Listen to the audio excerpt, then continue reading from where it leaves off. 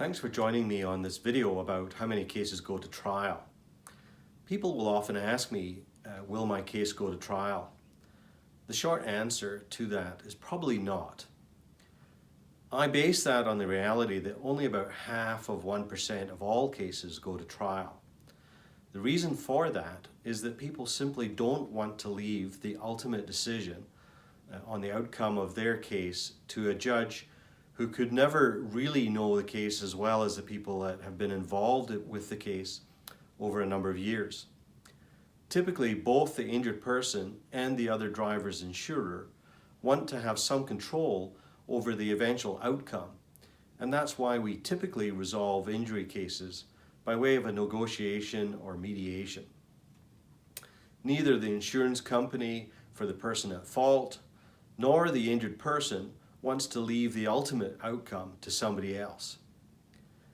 The person that's injured and the insurance company for the at-fault party want to retain some control over the process and ultimately over the outcome. Once you go to trial, you lose all control over the eventual outcome.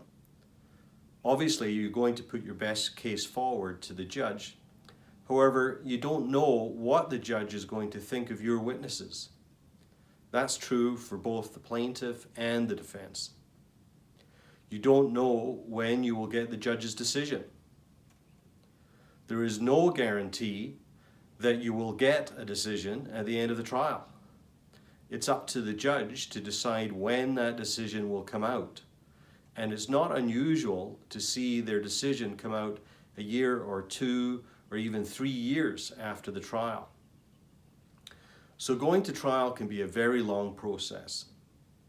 Most claims are either settled or mediated to settlement and do not end up in trial. Having said that, it's very important to have a lawyer that has trial experience. You certainly don't want to be in that 0.5% that ends up in trial without an experienced and successful trial lawyer.